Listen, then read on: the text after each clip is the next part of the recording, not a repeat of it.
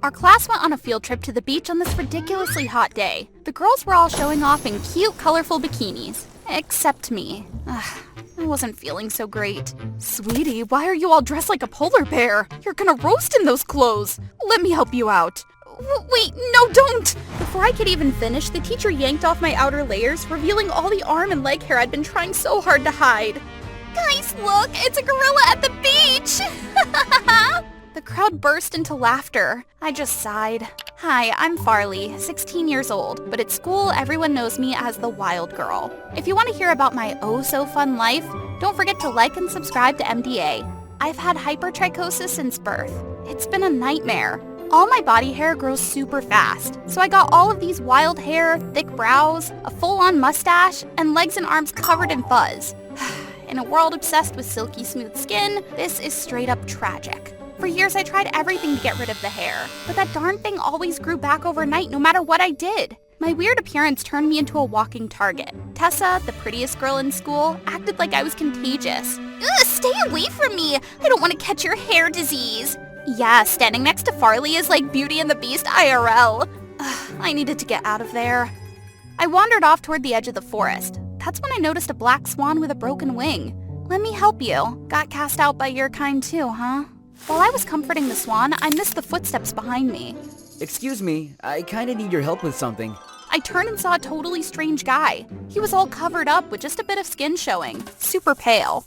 Hi, I'm Finn Harlow, an amateur photographer. I wanted to ask if I could submit your photo to the Unique Perspectives International Contest. It's the most powerful shot I've ever taken. I swear it'll win.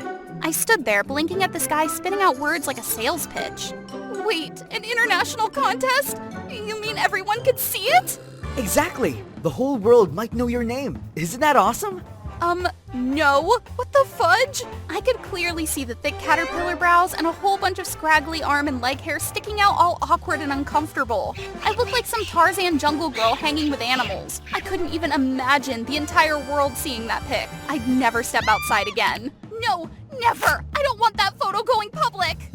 But it's really beautiful. Delete it right now, please! No one can see that!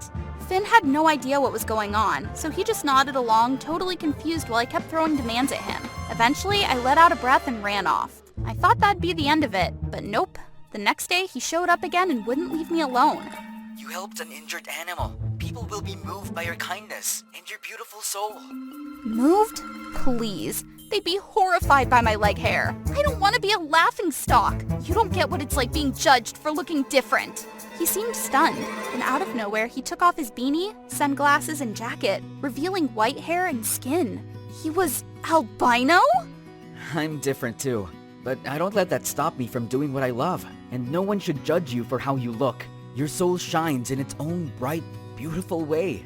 That was the first time anyone had ever said something like that to me. I wanted to believe it, but years of being rejected made me scared.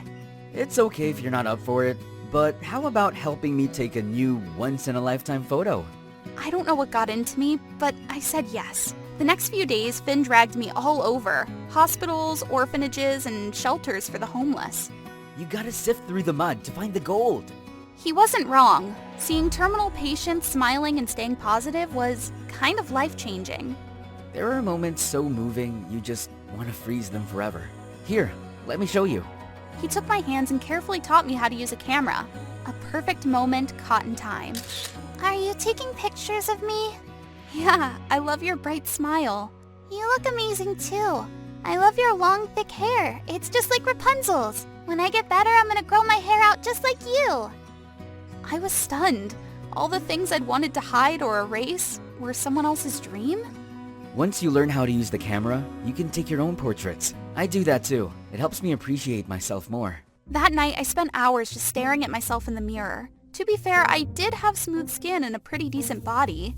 It was always just buried under layers and all that hair. That angle looked good. Just shift my hand to the right, then smile. Okay, wait, I actually look kinda cute. The next morning, Finn brought me to his photography club, but not your typical one.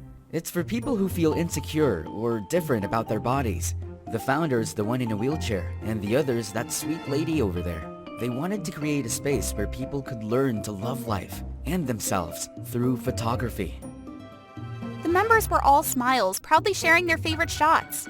It took everything I had to haul myself and my clunky wheelchair up a mountain, but it was worth it. I did a self-portrait series showing my raw, natural self. No edits, no filters. Weren't you embarrassed letting people see your flaws? I used to be, but life's too short, sweetie. If you focus only on what's wrong, you miss out on the joy.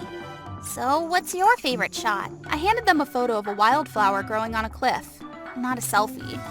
That's not really your fave, is it? Don't worry, none of us are pros here. Everyone turned to look at me. My face burned, but I slowly pulled out the selfie I took last night and braced for their reaction.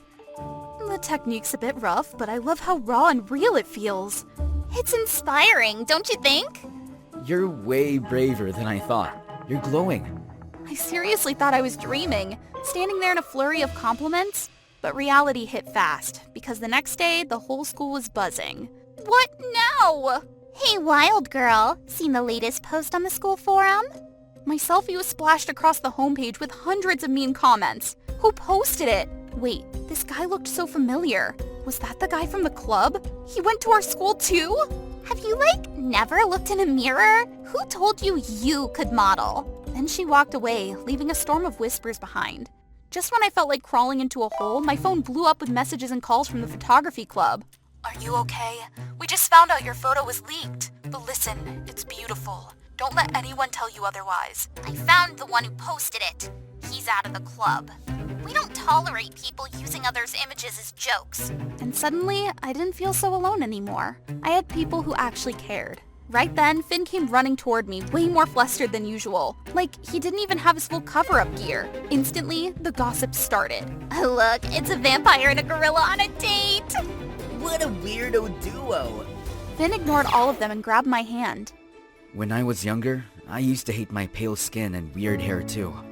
You don't have to cheer me up. I'm over what they say. That photo you took of me, I want you to enter it in the contest.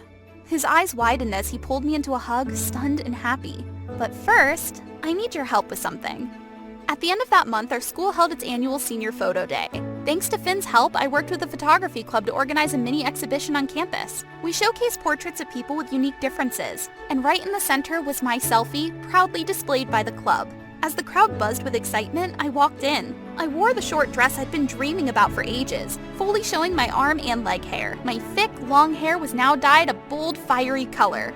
Finn stood beside me, shining and sharp. Together, we definitely turned heads. She looks so weird, but for some reason, I'm low-key jealous of that hair. They're hands down the most iconic duo today! And then, of course, Tessa showed up. Trying to steal the spotlight with that fuzzy look of yours. No matter how hard you try, you're still just King Kong playing dress-up. What, you jealous because I stand out and actually like who I am? Yeah, I'm different, but at least I know my worth. Unlike you, always tearing people down just to feel important. Tessa's face turned bright red, but I wasn't standing alone. Finn was right beside me, and so were my friends from the photography club. People who actually cared. Finn, your photo of Farley just won the award! Congrats, you two! That shot totally deserved the center spot. Your win is a big ol' lesson for toxic folks about respect. Tessa stormed off fuming, but no one followed her. Instead, the crowd surrounded me and Finn, cheering and offering congratulations. Just weeks ago, I was the school joke. Now, I was the moment. I still have thick brows, wild hair, and arm and leg fuzz that's totally out of control half the time. But who cares? I feel good in my skin. That's more than enough. Finn and I even launched a site called Rainbow Glow, using photography to celebrate people who live boldly and unapologetically. We've shared stories and portraits of hundreds of extraordinary folks we've met, inspiring others to embrace what makes them different. Finn, look at this tiny cat! So scrappy and strong!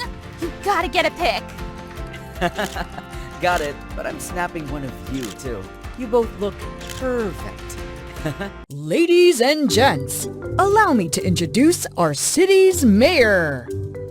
Hello everyone, it's my honor to be here. Check me out in the mirror, all classy and stuff. One day, I'm gonna be the boss lady for sure. Ouch! Why are you wearing my clothes?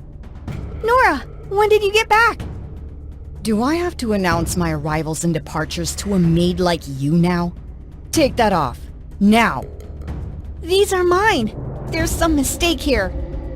Everything in this house is mine.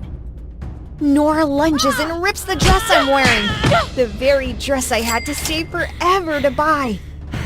Reading? An immigrant like you into economics? Really? Nora snatches the book, hurls it at me, and storms out.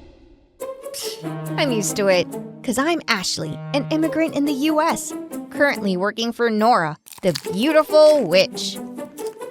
Beauty is all she's got, trust me. Today, Nora had me clean her fiancé Trevor's place and prepare dinner for them. Hurry up, you better be gone before Trevor comes home. Got it, ma'am. The pasta's almost ready. Need some salt. Where's the salt? Oh, here it is. Did you not hear the door? Waiting for me to answer it or what? Nora's shout startles me, spilling all the salt. So clumsy. No wonder my dad hired you. I'm sorry. I apologized and quickly came to the door. Your wedding dress delivery, Miss Nora? Leave it in Trevor's room. I'll try it on later. I opened the box to check, then hesitated before carrying the crate into the room. It was the first time in my life I had seen such a magnificent wedding dress. Nora was so lucky to have found a fiancé like Trevor. He was the son of a millionaire, but also very good at doing business. From my perspective, Trevor was also very calm, polite, and kind. He was the perfect man. After hanging the dress on the rack, I couldn't help but try it on myself. It's so pretty. I wish I could wear something like this someday. Dreaming of turning into a swan? How dare you touch my dress? Disrespectful much? I'm sorry. Sorry, all you say. Why do we even have rules then? What's going on here? Before Nora could lash out, Trevor unexpectedly walks in. Get out. Oh, honey, when did you come back? It's nothing. Let's dine. I cooked our dinner. Phew. Trevor unknowingly saved me this time. But my darn luck. I tripped over the discarded veil and face-planted into the door. How embarrassing. Did you make all this? Of course. Seriously, she can't even tell sugar from salt. I love it. This tastes just like my mom's cooking. It's been a while. What's that special herb you used? Oh, that's a secret. Try this shrimp dish. How would she know? I used a special herb from my homeland. Oh my god, where is it? Suddenly, Nora jumps up, scanning around. What's missing? My engagement ring! It's gone! Then Nora rushed out, and seeing me standing near the door, she grabbed my wrist and shouted, "It's you! You stole it! Sneakily wearing my wedding dress and now stealing the ring? You really can't trust immigrants like you. Poor and always looking for ways to change your life." What? I did nothing! I looked to Trevor for help, hoping that this man could say something in my defense. He was also looking at Nora with a stunned expression, as if he couldn't believe the words of slander his fiancé just uttered. My place has cameras. Fine, let's see her true colors. We checked the recorded footage together. All the rooms in Trevor's house had cameras installed. Get away! I don't want to be near you! In the footage, before going into the kitchen, Nora had placed the wedding ring box in a drawer of the cabinet. Oh my, I completely forgot I put it there. Gosh, and she was ready to accuse me of theft! Trevor carefully watched the camera for a while longer, then turned to ask me, Did you cook those dishes? Nora runs back with the ring in hand, acting as if nothing happened. Lucky for you, I found it. You owe her an apology. No, she's just a help. I'm not wasting my breath. Enough! You're unreasonable and deceitful. You don't respect others. I need to reevaluate this relationship. Maybe we rush things. No, Trevor. It's a misunderstanding. All of it. I misspoke. Go home and think about what you've done. I'm tired. I need a break. Nora, fists clenched, storms toward the door. What are you waiting for? Follow me. No, I don't want to work for a fool like you anymore. Well, that's what I'd say if I were brave enough. Aren't you coming? You can stay if you want. I love the food you make. Damn it! Nora yells and slams the door behind her. Trevor heads back to his room. He probably needs rest after dealing with such a toxic relationship. From that day on, I stayed at Trevor's and helped him with the household chores. Today was no different. He left at 7 a.m. while I stayed back to cook and wait for him. Sounds like a doting wife, right? But he's the rich master and I'm just an ordinary maid. Our lives are worlds apart. Cleaning Trevor's bedroom, I freeze seeing a photo of him with a woman. She doesn't resemble any wealthy woman I ever met. Wrinkles, crow's feet, and calloused hands. When I first saw you, I saw a glimpse of my mother. I jump, realizing Trevor's leaning against the door. Forgot some documents. Also, how about a walk tonight? Wanna join? It's been ages since someone invited me for a walk in the States, so I agreed. That evening, I was adjusting my dress, preparing to head out with Trevor. Seeing me in my maid's outfit, he looked surprised. It's the only dress I have. You just gave me an idea. He then led me to the city's largest mall, guiding me into upscale boutiques. In my wildest dreams, I never imagined trying on these outfits. After emerging from the fitting room, Trevor's gaze was unwavering. His stare made me blush. I'll change back now. No, you look stunning. I thought he was just being polite, but my heart raced anyway. This suits you. Take it. It's like worth 10 times my annual salary. Trevor bursts out laughing. Is he laughing at my poverty? It's a gift, if you want it. No, I can't accept something so expensive. Don't worry. I make millions in a day. This dress is nothing. We stopped by a restaurant for dinner. Over our meal, I shared my dreams with him. In the future, I want to start a community fund for immigrants. And as the music began, Trevor invited me to dance. Let me tell you a secret. I can't dance. I noticed. Ashley! Huh? You're the kind-hearted girl I've been looking for. I'd like to get to know you. Would you be my girlfriend? Oh my god, did I hear that right? Trevor just confessed to me? Fireworks are going off in my head. Wow, I feel like I'm on cloud 9. Ow! I bumped into someone. Quickly turning around, I bent forward to apologize. I'm so sorry. Nora? Dad? Looking up, I saw Nora holding hands with an older man who Trevor referred to as Dad. Oh snap, isn't this the ugly maid Ashley? Looks like you managed to steal my boyfriend. Dad, what are you doing here? What does it look like? He's my new boyfriend. New boyfriend? Nora, we need to talk. He grabbed Nora's hand and they left. Great! Wake up, Ash. Just a regular maid here. No way I can fill Nora's posh shoes. I'll never be right for Trevor. Hey, girl. Huh? As I turned around, a shadow lunged at me, pinning me to the wall. It's Trevor's dad. If my idiot son doesn't want you anymore, how about you be mine? Are you out of your mind? Someone help! Just then, the man was pushed off, landing on the ground. Show some respect, stepdad. Don't expect a dime from me ever again. My company never needed your money. Back off. Nora chases after the raging man. Later, Trevor filled me in.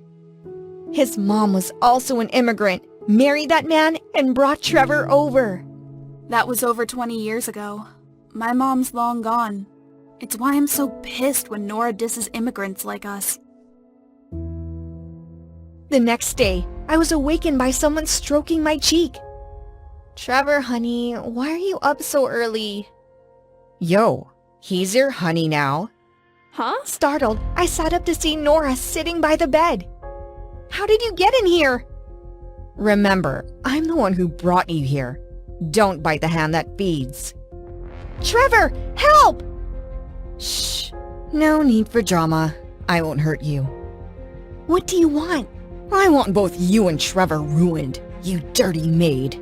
After her statement, she stormed out. No way! I can't let her hurt Trevor. He means everything to me. Please, this is all my fault. Just don't harm Trevor. Okay, I'll think about your plea, but see you in court. What? The door bursts open. Nora, what are you doing here? We're done. Oh, relax. I wouldn't associate with a criminal. Right then, 2 officers storm in and tell everyone to freeze. You've got it all wrong. No illegal immigrants here. Then he pulls out an engagement ring, getting down on one knee. Ashley, will you marry me? Overwhelmed, all I could do was nod tearfully. So, what are we doing here again? I'd like to report an unauthorized entry into my home. Damn it. She tried to grab my ring, but the officers hustled her out. Phew. I hope she doesn't come back to cause more trouble. The wedding was soon after. Life with Trevor was amazing. He even spent more time teaching me business and communication.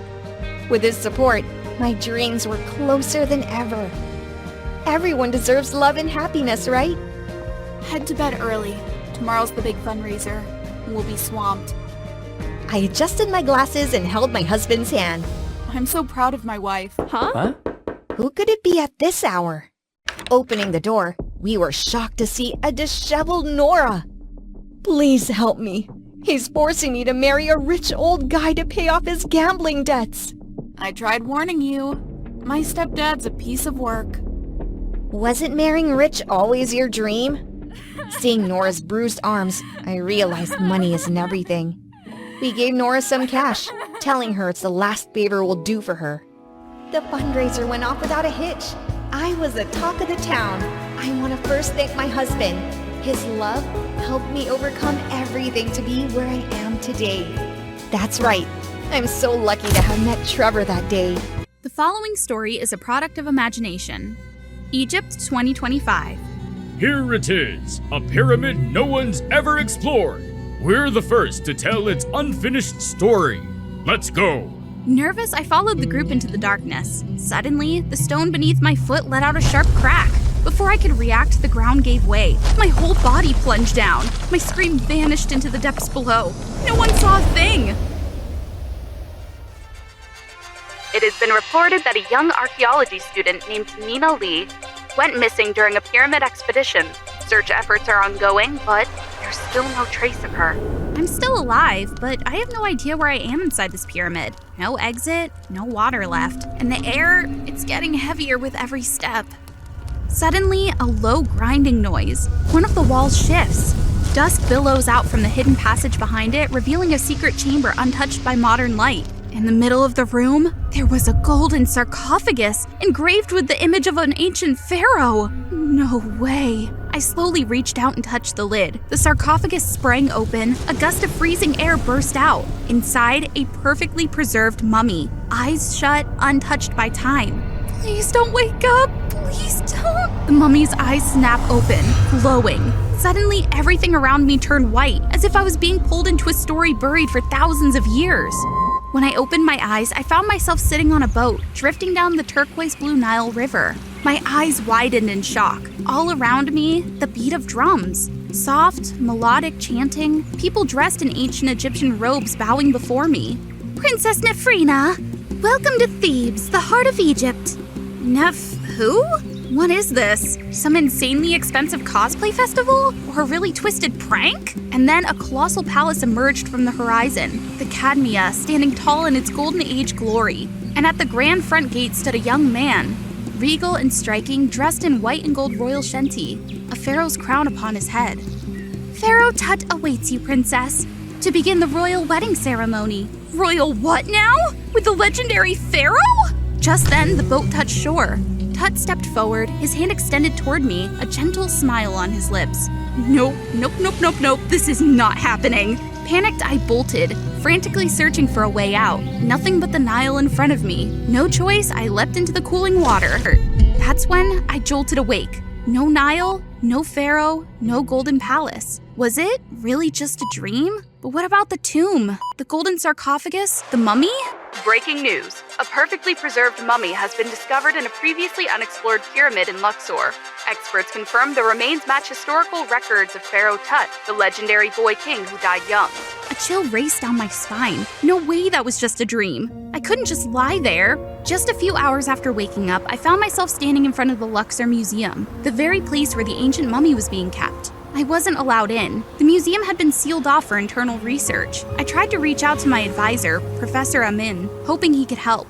Nina, you're awake? Praise the god Ra! When we found you, you were unconscious, right beside Tut's sarcophagus. Professor! The mummy! I need to see it again. It's important. You're still recovering. You should rest. Leave the investigation to, well, professionals like me. Go on now. I had no choice but to return to my dorm. But the words couldn't calm the storm inside me. That night, the dreams returned. I was dressed in royal Egyptian attire. Standing before me, King Tut, his eyes soft and longing, his hands tightly wrapped around mine. We stood beneath the statue of Isis, surrounded by sacred music, as the royal wedding unfolded around us. My heart thundered, as if I'd lived this moment long ago.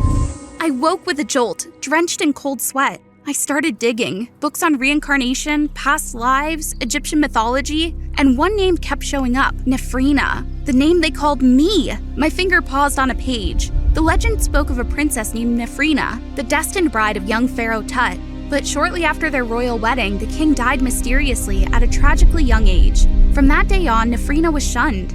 People claimed their love had angered the gods, and that she was cursed. Goosebumps crawled across my skin. This couldn't all be a coincidence. Could Nefrina really be my past life?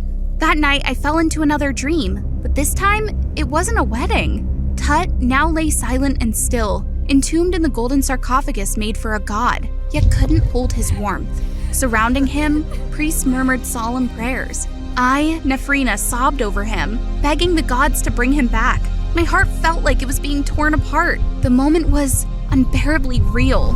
I shot upright, breath ragged, choking on the kind of pain that doesn't belong to this world. And then I heard it. A voice, soft, whispering, echoing through the room. Nefrina, come to me. I shot up without realizing it. I walked straight out of the library. My feet carried me all the way to the Luxor Museum. I don't know how I got inside. Everything was drenched in shadows, but I knew exactly where to go. I stopped in front of the golden sarcophagus. It was too familiar in a way that chilled me to the bone. And then, without meaning to, I spoke. Tut.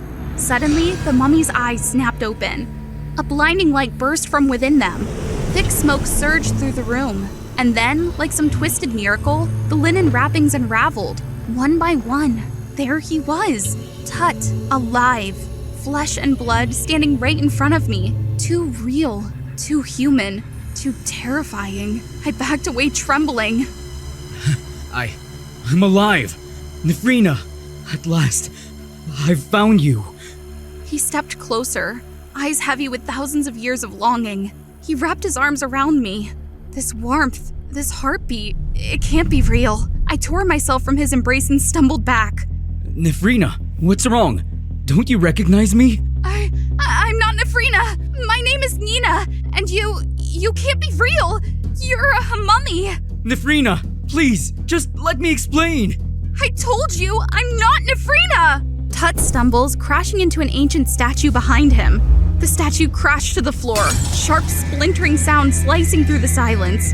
Alarms blare. Run! Now! We bolted, dodging priceless relics and shadows in the flashing dark. The alarm wailed behind us. I didn't dare look back. All I could do was grip his hand tight and run. I brought him straight back to my dorm room, locked the door, shut the curtains tight. Tut stood in silence, completely in shock, his eyes scanning everything. The lamp, the bookshelf, the laptop.